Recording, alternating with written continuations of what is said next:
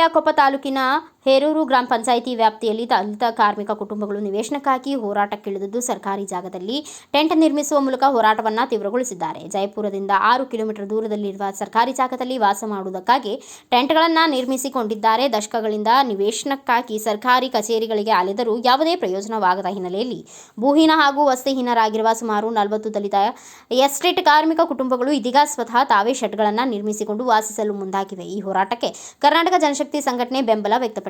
ಸುಮಾರು ವರ್ಷಗಳಿಂದ ಭೂಮಿ ವಸತಿ ಇಲ್ಲದೆ ಮಲೆನಾಡು ಭಾಗದಲ್ಲಿ ಅದೆಷ್ಟೋ ಬಡ ಕುಟುಂಬಗಳು ಬದುಕನ್ನು ಕಟ್ಟಿಕೊಳ್ಳಲು ಪರದಾಡುತ್ತಿವೆ. ಅಧಿಕಾರಿಗಳ ನಿರ್ಲಕ್ಷ್ಯದ ಕಾರಣಕ್ಕೆ ಹೇರೂರು ಗ್ರಾಮ ಪಂಚಾಯಿತಿ ವ್ಯಾಪ್ತಿಯಲ್ಲಿರುವ ಎಲೆಮಡಲು ಗ್ರಾಮದ ದಲಿತ ಕಾರ್ಮಿಕ ಕುಟುಂಬಗಳು ಸರ್ಕಾರದ ಸೌಲಭ್ಯಗಳಿಂದ ವಂಚಿತಗೊಂಡಿದ್ದು, ಈಗ ಅಧಿಕಾರಿಗಳಿಂದ ಬುದ್ಧಿ ಕಲಿಸುವ ನಿಟ್ಟಿನಲ್ಲಿ ಸರ್ಕಾರಿ ಜಾಗದಲ್ಲಿ ಟೆಂಟ್ ನಿರ್ಮಿಸುವ ಮೂಲಕ ಹೋರಾಟವನ್ನು ತೀವ್ರಗೊಳಿಸಿದ್ದಾರೆ.